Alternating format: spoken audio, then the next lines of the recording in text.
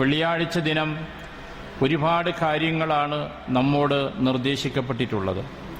ഈ ദിനത്തിൻ്റെ മഹത്വം തന്നെ പ്രവാചകൻ സല്ലല്ലാഹു അലൈഹി വസല്ലം വളരെ പ്രാധാന്യപൂർവ്വം നമ്മളെ പഠിപ്പിച്ചിട്ടുണ്ട്. നബി സല്ലല്ലാഹു അലൈഹി വസല്ലം ഒരിക്കൽ പറഞ്ഞു, ഖൈറു യൗമിൻ ത്വലഅത് അലൈഹി ശംസു യൗമുൽ ജുമുഅ. സൂര്യൻ ഉദിക്കുന്ന ദിനങ്ങളിൽ ഏറ്റവും ഉത്തമമായത് വെള്ളിയാഴ്ച ദിനമാണ്. എന്നിട്ട് ആ ദിനത്തിൽ സംഭവിച്ചിട്ടുള്ള ചില പ്രധാന കാര്യങ്ങൾ സൂചിപ്പിച്ചുകൊണ്ട് പറഞ്ഞു, ഫീഹി ഖുലിഖ ആദം. വെള്ളിയാഴ്ചയാണ് ആദം അലൈഹിസ്സലാത്തു വസ്സലാം സൃഷ്ടിക്കപ്പെട്ടത്. വഫീഹി ഉദ്ഖിലൽ ജന്ന. വെള്ളിയാഴ്ചയാണ് അദ്ദേഹത്തെ സ്വർഗത്തിലേക്ക് പ്രവേശിപ്പിച്ചത്. വഫീഹി ഉഖ്രിജ മിൻഹ. വെള്ളിയാഴ്ച തന്നെയാണ് സ്വർഗത്തിൽ നിന്ന് ഭൂമിയിലേക്ക് പറഞ്ഞുവിട്ടതും. വലാ തഖൂമുസ്സാഅത്തു ഇല്ലാ ഫീ യൗമിൽ ജുമുഅ. അന്ത്യനാൾ സംഭവിക്കുന്നതും വെള്ളിയാഴ്ചയിലാണ്. ഇതൊക്കെ ഈ വെള്ളിയാഴ്ച ദിനവുമായി ബന്ധപ്പെടുത്തിയിട്ട് അള്ളാഹുവിൻ്റെ പ്രവാചകൻ നമുക്ക് പരിചയപ്പെടുത്തിയിട്ടുള്ള കാര്യങ്ങളാണ്.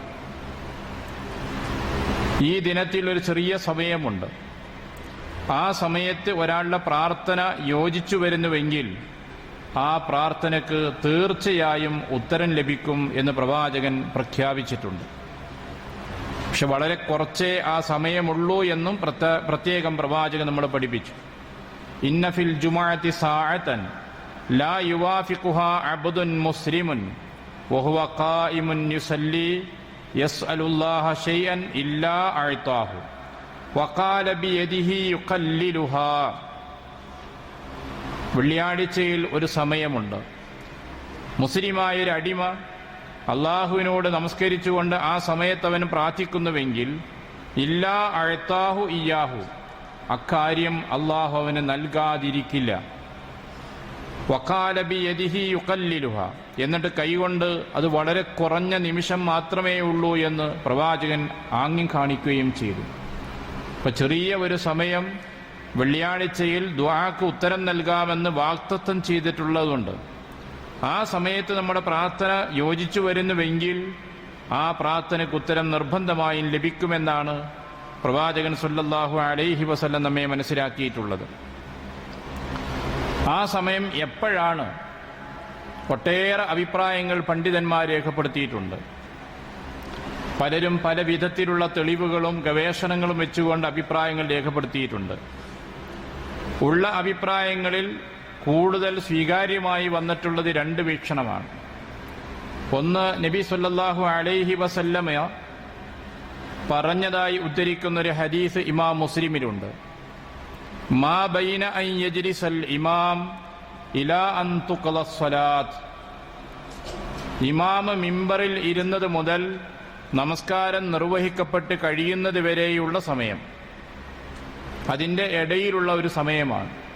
അതുകൊണ്ടാണ് മിമ്പറിൽ ഇമാം കയറിയ ശേഷം ഒരു ഖുത്ബ കഴിഞ്ഞാൽ ഇരിക്കുകയും പ്രാർത്ഥിച്ചോളൂ എന്ന് നിങ്ങളോട് പറയുകയും ചെയ്യുന്നത്. ഇമാം ഇരിക്കുന്ന സമയത്ത് അവസാനം പറയും അസ്തഗ്ഫിറൂ, നിങ്ങൾ പ്രാർത്ഥിക്കൂ എന്ന് പറയും. ആ ഇടവേളയിൽ ആളുകൾക്ക് അല്ലാഹുവിനോട് പാപമോചനം തേടുവാനും പ്രാർത്ഥിക്കുവാനുമുള്ള അവസരമായിട്ടാണ്. ഇങ്ങനെ നമസ്കാരം അവസാനിക്കുന്നതിൻ്റെ ഇടയിലുള്ള ഏതോ ഒരു സമയത്ത് നമ്മുടെ പ്രാർത്ഥന അല്ലാഹു സ്വീകരിക്കുകയാണ്. അതുകൊണ്ടാണ് ഖുത്ബയിലും, ആദ്യത്തെ ഖുത്ബയിലും രണ്ടാമത്തെ ഖുത്ബയിലും അല്ലാഹുവിനോടുള്ള പ്രാർത്ഥന ഉൾപ്പെടുത്തുകയും ചെയ്തിട്ടുള്ളത്. അങ്ങനെ ഒരു സമയമുണ്ട്. മറ്റൊരു അഭിപ്രായം ആ വിഷയമായി വന്നിട്ടുള്ളത് അസറിൻ്റെ ശേഷമുള്ള ഏതോ നിമിഷമാവാനും സാധ്യതയുണ്ട് എന്നുള്ളതാണ്. അപ്പോൾ വെള്ളിയാഴ്ച ദിനത്തിൽ അങ്ങനെ ഒരു സമയം അള്ളാഹു നിശ്ചയിച്ചിട്ടുണ്ട്. പ്രാർത്ഥനയ്ക്ക് ഉത്തരം കിട്ടുവാനുള്ളൊരവസരം അള്ളാഹു നമുക്ക് വേണ്ടി അനുഗ്രഹിച്ച് നൽകിയിരിക്കുകയാണ്.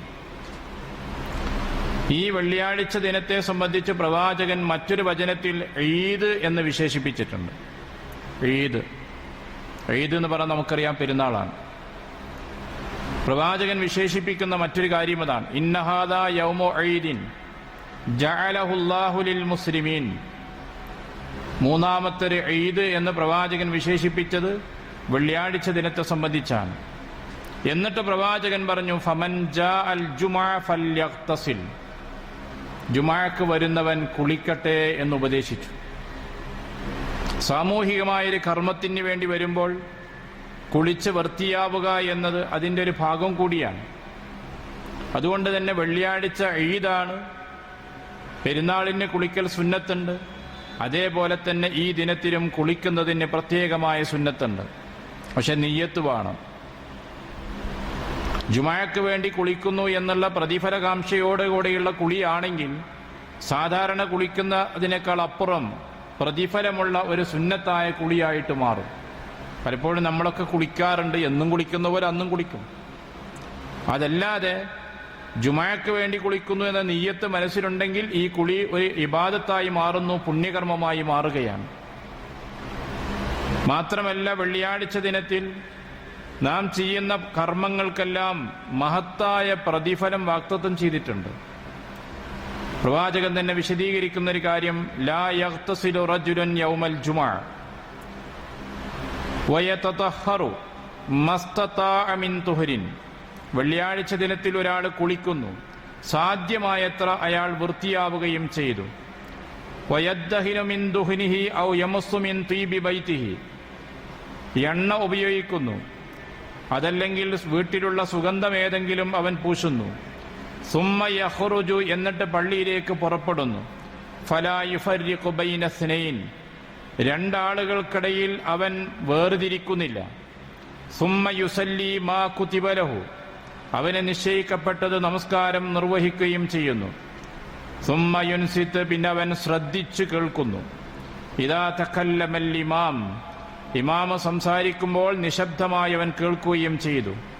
ഇതെല്ലാം ഒരാൾ വെള്ളിയാഴ്ച ദിനത്തിൽ ചെയ്താൽ ഇല്ലാ ഗുഫിറ ലഹു മാ ബൈനഹു വബൈനൽ ജുമുഅത്തിൽ ഉഖ്റാ, ആ ജുമുഅയുടെയും മറ്റൊരു ജുമുഅയുടെയും ഇടയിൽ വന്ന ചെറുപാപങ്ങളെല്ലാം അവൻ്റേത് പൊറുക്കപ്പെടാതിരിക്കില്ല. അള്ളാഹു നമുക്ക് നൽകുന്ന മറ്റൊരു അനുഗ്രഹമാണത്. ചെയ്യുന്ന കർമ്മത്തിനെല്ലാം പ്രതിഫലം നൽകുന്നു. ആ പ്രതിഫലം നൽകുന്നതിൻ്റെ പുറമെ രണ്ടാമതായി അള്ളാഹു അനുഗ്രഹിക്കുന്നതാണ് പാപമോചനം എന്നത്. അത് ഈ ജുമുഅ ദിനത്തിൽ നമ്മൾ ശ്രദ്ധിച്ചാൽ നമുക്ക് ലഭിക്കുന്ന നേട്ടങ്ങളാണ്. പ്രവാചകൻ ഒന്നുകൂടി വിശദീകരിച്ച പുണ്യമുണ്ട്. മൻ വസ്സല വഗ്തസല, ഒരാൾ കുളിക്കുകയും അലക്കുകയും ഒക്കെ ചെയ്ത് വൃത്തിയായി. വബക്കറ വബത്തക്കറ, എന്നിട്ട് നേരത്തെ പുറപ്പെട്ടു. വദനാ മിനൽ ഇമാമി ഫഅൻസത, ഇമാമിന്റെ അടുത്ത് വന്നിരുന്ന് ശ്രദ്ധിച്ച് ഖുതുബ കേൾക്കുകയും ചെയ്തു.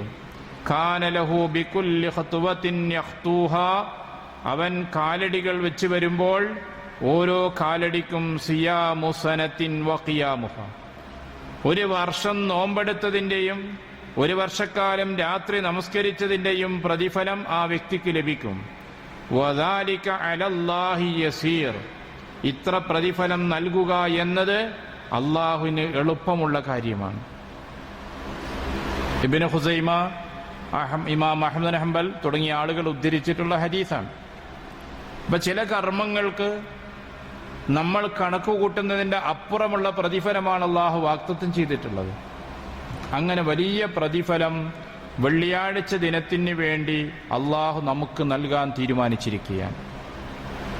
പക്ഷേ നമ്മൾ ശ്രദ്ധിക്കേണ്ട കുറേ കാര്യങ്ങൾ അതിലുണ്ട്. ഈ ഹദീസിൽ തന്നെ പരാമർശിക്കുന്ന ചില വിഷയങ്ങൾ ശ്രദ്ധേയമാണ്. വെള്ളിയാഴ്ച ദിനത്തിൽ ജോലി ചെയ്തുകൊണ്ടിരിക്കുന്ന അഴുക്കുപുരണ്ട വസ്ത്രവുമായി ജുമുഅക്ക് വരുന്ന സ്വഭാവം ചിലപ്പോഴൊക്കെ നമ്മൾ കാണാറുണ്ട്. നബി സല്ലല്ലാഹു അലൈഹി വസല്ലം സമൂഹത്തിന് നൽകിയിട്ടുള്ള ഉപദേശങ്ങളിൽ ശ്രദ്ധേയമായൊരു കാര്യം, നിങ്ങൾ മിഹിനക്ക് ജോലിക്ക് വേണ്ടി ഉപയോഗിക്കുന്ന വസ്ത്രമല്ലാത്ത മറ്റൊരു വസ്ത്രമുള്ള ആളുകൾ ആ വസ്ത്രം ധരിച്ചുകൊണ്ട് ജുമുഅക്ക് വരട്ടെ എന്ന് പറഞ്ഞിട്ടുണ്ട്. ജുമുഅക്ക് വരുന്ന സമയത്ത് ദുർഗന്ധവുമായി വരാതിരിക്കാൻ പ്രത്യേകം ശ്രദ്ധിക്കാൻ നമ്മൾ ഉപദേശിച്ചിട്ടുണ്ട്. ആളുകൾക്കുണ്ടാകുന്ന പ്രയാസമാണ് അത് സൂചിപ്പിക്കുന്നത്. മാത്രമല്ല, സുഗന്ധമുള്ളവരോട് അത് ഉപയോഗിക്കണമെന്നും അത് സുന്നത്താണെന്നും പ്രവാചകൻ പ്രത്യേകം ഉപദേശിച്ചതും ശ്രദ്ധേയമാണ്.